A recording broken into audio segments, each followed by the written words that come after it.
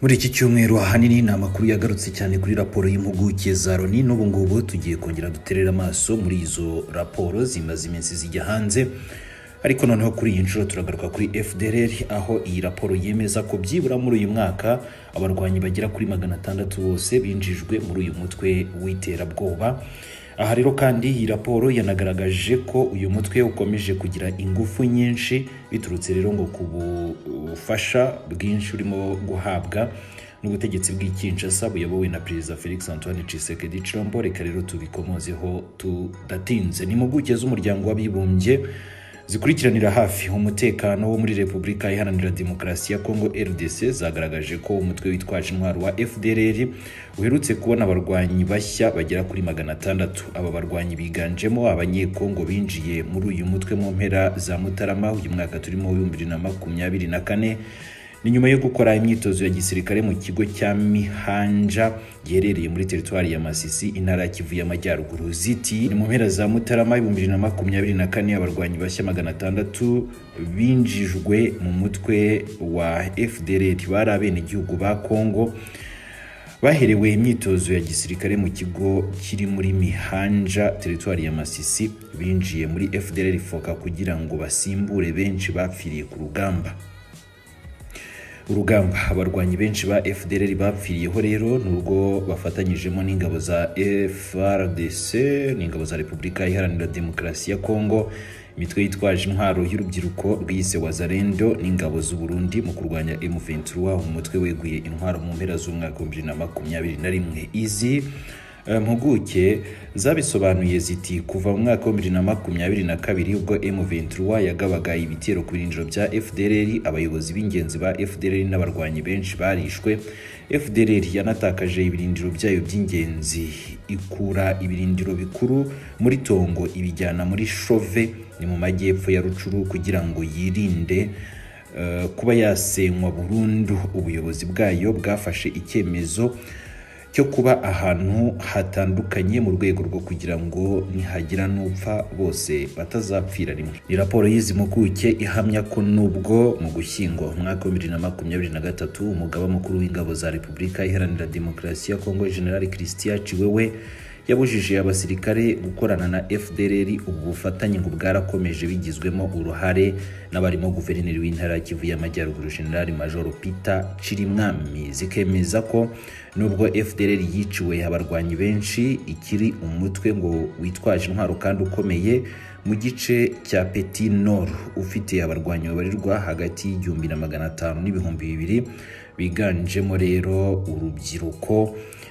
ndetse rero ngo bakaba bagabanyijemo batayo 3 arizo Samaria, Iriko na Medaro. Hanyuma rero umutwe udasanzwe w'abarwanyi ba FDLR uzwi nka CRAP wiciwe umuyobozi Protégene Ruvuga y'imikorere wamenyekanye cyane nka Colonel Gabi Ruhinda tariki ya 2 Ukuboza umwaka ushize, asimbuzwa Colonel Siriko Varias Gustave Kubwayo ni muri Werurwe 2024. Uyu ufite abarwanyi babarirwa hagati ya 300 na 500. Kuba iyi FDLR gikomeye nk'uko izi mpuguke zibisobanura ngira bikesha ubufasha ihabwa na leta ya Repubulika Iharanira Demokarasi ya Kongo, mu bufasha burimo ibikoresho bya gisirikare nk'imbunda, amafaranga, ikura mu gutema ibiti muri pariki ya Virunga ni mu mbaho zibazwa muri ibyo biti, ubwambuzi n'imisoro yaka abanyekongo. Impuguke za Loni zagaragaje ko mu bice FDLR yagenzuraga muri pariki ya Virunga buri cyumweru ngo hatemwaga toni zigera kuri 30 z'ibiti by'imbaho. Ibi rero ngo byayinjirizaga amadolari y'abanyamerika 5150 mu cyumweru,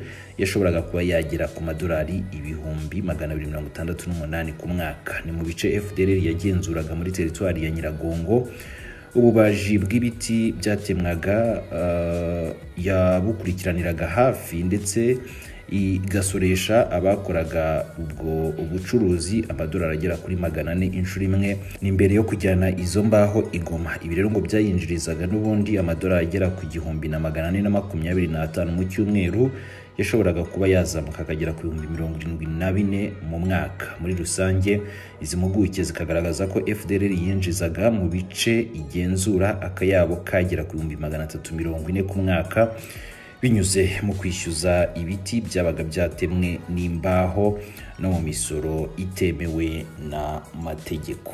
Iyi ngingo yo kwemerera abarundi kuza gushakira igitoro muri Kongo yafatiwe mu nama yahuje ubuyobozi bw'umujyi wa Uvira, société civile, abacuruzi ndetse n'inzego zitandukanye zikorera ku mupaka wa Kavimvira uhuza Kongo n'u Burundi.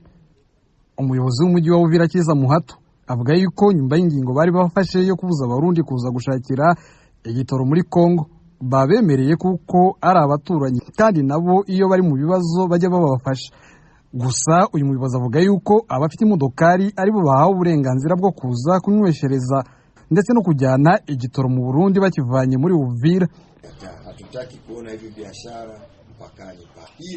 Nta soko y'igitoro dushaka ku mupaka, gusa abarundi bafite imodokari zabo bemerewe kwinjira muri Kongo bakagura igitoro bakagifata bakakijyana i Bujumbura n'ahandi.